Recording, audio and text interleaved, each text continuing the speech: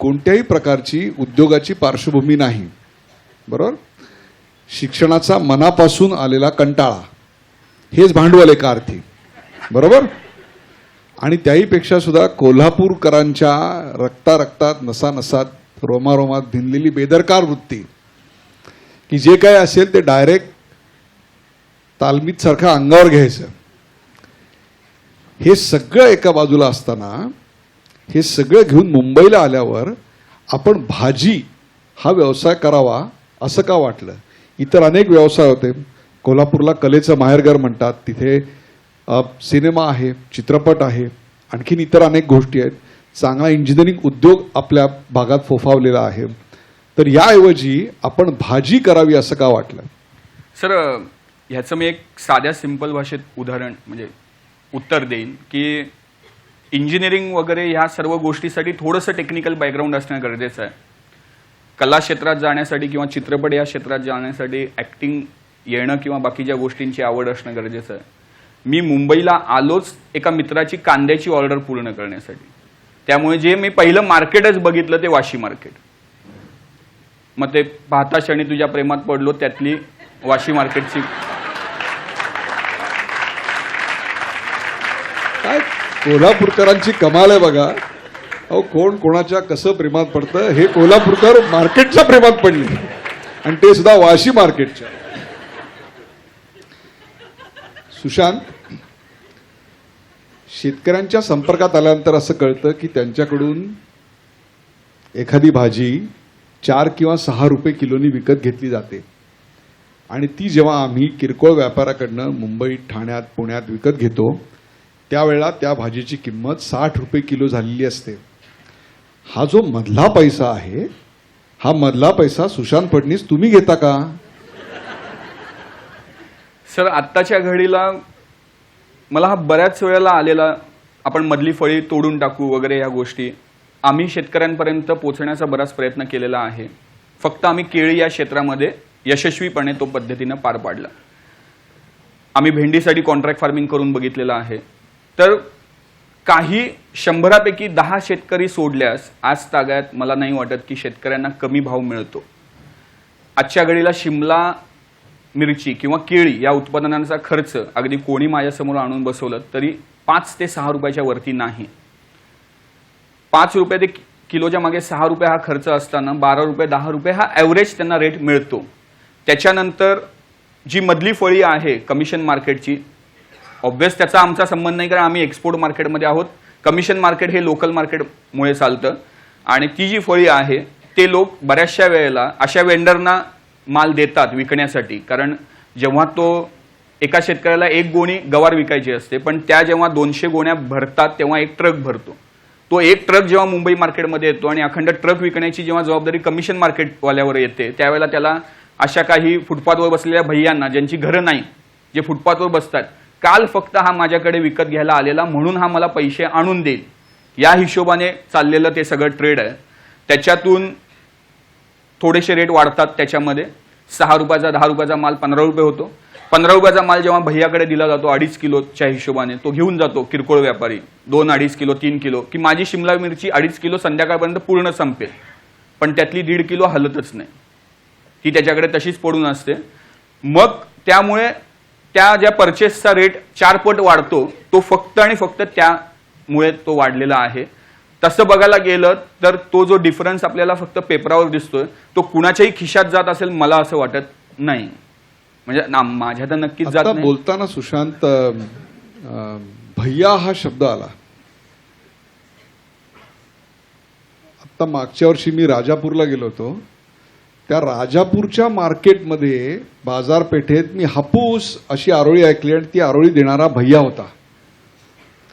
म्हणजे भाजी पिकवतो, घाम गाळतो, कष्ट करतो, उन्हातानात राबतो तो मराठी आणि जो घरी येऊन विकतो तो भैया.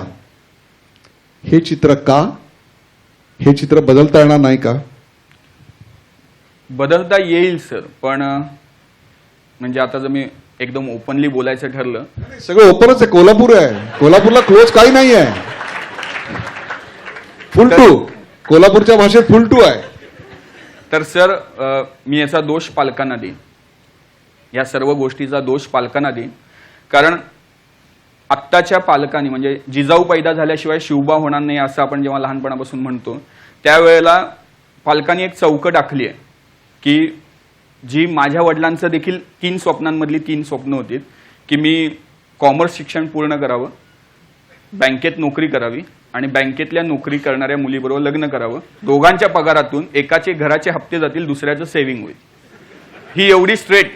त्यातलं फक्त मी 3रं स्वप्न पूर्ण केलं. नम्रता ही माझी बायको HDFC बँकेत सिनियर मॅनेजर.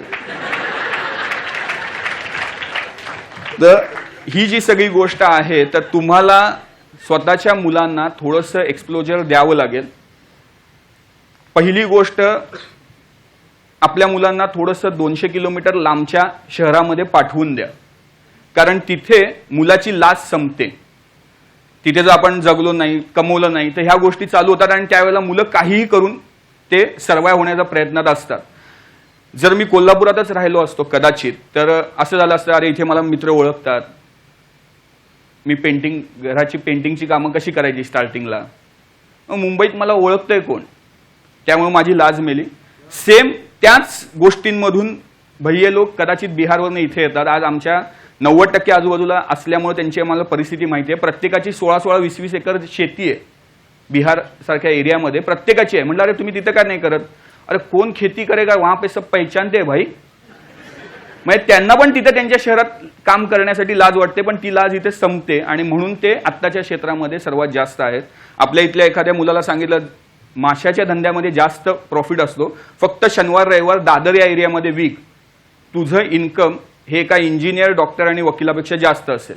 हे मी त्याला पेपरवर नाही, स्वतः हाताला धरून शिकवू शकतो. पण ती गोष्ट तो करणार नाही, कारण त्याला आजूबाजूचे लोक ओळखतात. लोक काय म्हणतील, समाज काय म्हणेल, मग या सगळ्या गोष्टीतून चालू होतं. मग ते भाजी विकणाऱ्याला मुलगी कोण देईल, असे जे प्रश्न येतात ते येत राहतात आणि त्यामुळे ज्यांना येत नाहीत ते आता या क्षेत्रात आहेत. भाजी विकणारा नवरा नम्रताने कसा काय स्वीकारला? सर काय ट्रिक काय केली? ओपन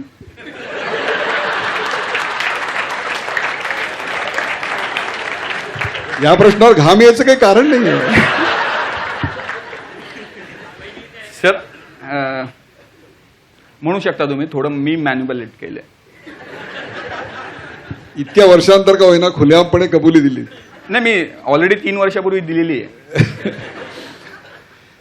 आपल्याकडे फॅन्सी भाज्या आणि फॅन्सी फळं यांचं फार आकर्षण आहे आणि ती प्रचंड महाग किमतीत विकत घेतलं जातं आपल्याकडे. उदाहरणार्थ परदेशात बनणारं, या खंडातही ते बनत नाही असं किवी फ्रूट आम्ही जवळपास आता 30 ते 40 रुपयाला एक एवढं खरेदी करतो.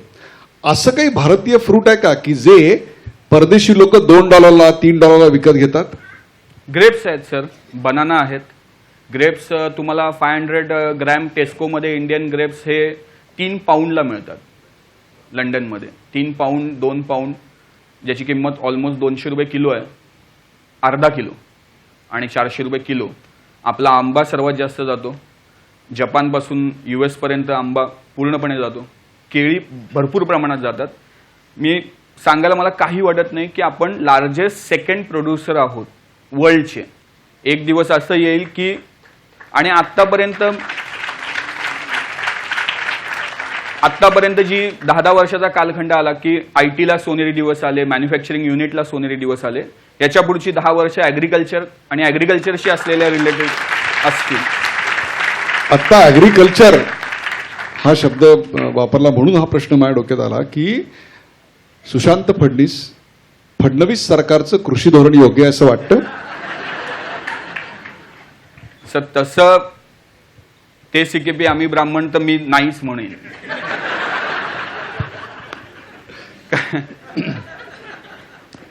पाकिस्तान असेल, इराण असेल, अफगाणिस्तान असेल, या तिन्ही देशांमधल्या लोकांच्या चव जी आपण म्हणतो किंवा त्यांचे फूड प्रेफरन्सेस हे पूर्णपणे भिन्न आहेत. तसंच युरोपामध्ये ते आणखीन भिन्न आहेत. तुम्ही जर अमेरिकेमध्ये गेलात, I don't know whether you go to Latin America, पण लॅटिन अमेरिका आणखीन डिफरंट आहे. पण तिकडे समशीतोष्ण हवामान असल्यामुळे त्यांची स्वतःची फळफळावळ प्रचंड मोठ्या प्रमाणावर आहे. परंतु ज्या देशामध्ये हे बनत नाही अशा देशांच्या चवींच्या मोसमाचा आणि हंगामांचा अंदाज कसा ठेवता? कारण तुम्ही जे विकता ते नाशिवंत आहे. तो काही सोन्याचा दागिना नाही की जो एकदा घडवून ठेवला की 15-20 वर्ष कधी तुम्हाला विकता येईल. तुम्हाला 10-15 दिवसात ते विकावं लागतं, अन्यथा त्याची एक फुटकी कवडी देखील मिळत नाही. मग इतक्या विविध देशांचा असा अभ्यास कसा करता? ह्या बाबतीतल्या प्रश्नाचं उत्तर मी एका आमच्या वाशी मार्केटमध्ये असलेल्या म्हणीप्रमाणे देईन. भाजी स्वतः म्हणत असते, आज मला तुम्ही खावा, नाही तर मी उद्या तुम्हाला खाणार आहे. जर ह्या गोष्टीचा आम्ही सर्व जेव्हा व्यापारी एकत्र येऊन बोलत असतो त्यावेळेला असं म्हटलं जातं. मग हे आपण विकतो ते विकतो कसं? तर आपला माल त्या ठिकाणी मॅक्झिमम विकला जातो ज्या ठिकाणी आपल्याला एक सेल विंडो मिळते.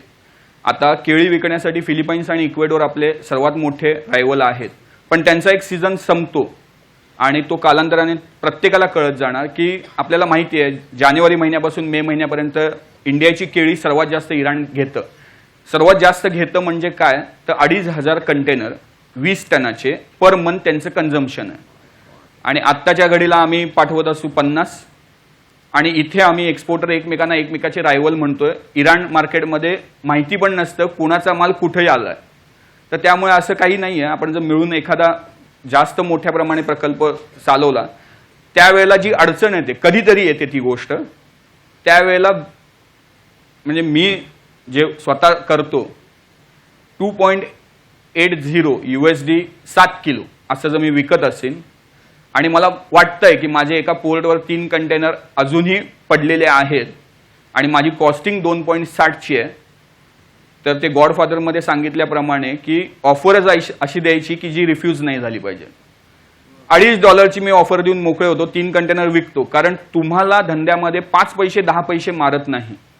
तुम्हाला जेव्हा डायरेक्ट $3 मिळणार नाही तेच मारतं. तर ती गोष्ट तुम्ही एक व्हॉल्यूमवर धंदा करत राहा, यश मिळत राहील. एक शेवटचे 2 प्रश्न आहेत. एक म्हणजे ऑर्गॅनिक फार्मिंग किंवा ऑर्गॅनिक पद्धतीनं पिकवलेली फळं किंवा भाज्या यांना भारतामध्ये मागणी वाढते, तशीच ती परदेशामध्ये खूप वाढते. परंतु त्याच्या किमती या अत्यंत अवाच्या सवा आहेत. भाग क्रमांक 1 आणि भाग क्रमांक 2, ऑर्गॅनिकच्या नावाखाली खरोखरच आम्हाला ऑर्गॅनिक देता का हो तुम्ही, का वेगळं काय देता? मी या दोन्ही प्रश्नांची उत्तरं देईन सर. ऑर्गॅनिक ही कन्सेप्ट आपल्याकडे होती. ह्या सगळ्या डेव्हलपमेंट कंट्रीची चाल आहे अंडर डेव्हलपमेंट कंट्रीना थांबवण्यासाठी. युरिया पहिला त्यांनी दिला, US वाल्यांनी दिला. आपल्याकडे शेणखत आणि बाकीच्या गोष्टी घालत होते. त्यानंतर त्यांची युरियाची, आता त्यांना त्या युरिया घातलेली पिकं नको आहेत. पहिली गोष्ट. आपण ज्याला ऑर्गॅनिक असं म्हणतो त्याला 3 वर्षाची जमीन रिकामी ठेवावी लागते, त्याच्यातले पूर्ण खत निघून जावं लागतं. तुमच्या आजूबाजूला देखील शेती असणारी ऑर्गॅनिक असली लागते. त्यामुळे आत्ताची जी कन्सेप्ट आहे पूर्ण वर्ल्डमध्ये ती आहे MRL, म्हणजे मिनिमम रेसिड्यू लेवल. जी ह्युमन कन्झम्पशनसाठी योग्य आहे तेवढा रेसिड्यू असलेला पदार्थ तुम्ही खाऊ शकता. मग त्याच्या आधी आपल्याकडे हापूस आंबा कार्बाईड मारून पिकवलेला, तर लोक मरायचे का? तर नाही मरायचे. आता ही मार्केटिंग पॉलिसी का आली? कारण त्यांना कुठे ना कुठेतरी वाटतंय डेव्हलप कंट्रीला की भारत आणि बाकीच्या ह्या ज्या अंडर डेव्हलप कंट्रीज आहेत ह्या काही वर्षांनंतर त्यांच्यासाठी एक चॅलेंज बनून येतील. त्यामुळे ते दर 5 वर्षानंतर काहीतरी एक नवीन बदल सांगतात. आता नाशिक या जिल्ह्यामध्ये आपण कंटेनर करतो त्यावेळेला जवळपास 5,260 कंटेनर मागच्या वर्षी गेले, ज्याची किंमत असेल 1,500 कोटीच्या पुढे, 2,000 कोटीच्या आसपास. ते कंटेनर जात असताना अचानक एक सर्क्युलर येतं UK वरून की मागच्या वर्षीपर्यंत तुम्ही 170 औषधांचा लॅब रिपोर्ट बनवायचे आणि ते नाही आहेत असं लॅब रिपोर्टमधनं टेस्ट होऊन यायचं. आता आम्हाला 176 पाहिजेत. हे फक्त एवढ्यासाठी की कुठे ना कुठेतरी त्यांना स्पेनची दावेदारी डिक्लेअर करायची असते त्या प्रोडक्टची, कुठे ना कुठेतरी USच्या ग्रेप्स खपवायचे असतात आणि तुमचा जो हा गोंधळ करून देतात त्याच्यामध्ये त्यांची एक विंडो नवीन निर्माण होते आणि तिथल्या शेतकऱ्यांना थोडीशी मुभा मिळते माल विकण्याची. याला मी म्हणेन की आपले राज्यकर्ते कारणीभूत आहेत. ज्या ठिकाणी जी धोरणं एकदम स्ट्रॉंगली मांडली गेली पाहिजेत त्या ठिकाणी ती मांडलीच गेली पाहिजेत. मागची 2 वर्ष आम्ही लंडन आणि नेदरलँडमध्ये आंबा नाही पाठवू शकलो का? तर आमच्याकडे पॅक हाऊस नाहीत. आणि पाकिस्तान सारखे जो देश आपण म्हणतोय की आत्ताच्या तारखेत आपल्यासमोर काहीच नाही वगैरे, त्याचं एकही वर्ष आंबा जाणं बंद झालेलं नाही. कारण त्यांच्या गव्हर्नमेंटने इमिजिएट 3 महिन्यांच्या आत तेवढी पॅक हाऊस निर्माण केलीत आणि बाकीच्या गोष्टीतून डेव्हलपमेंट झाली. इथे डेव्हलपमेंट होत नाही का, तर होते.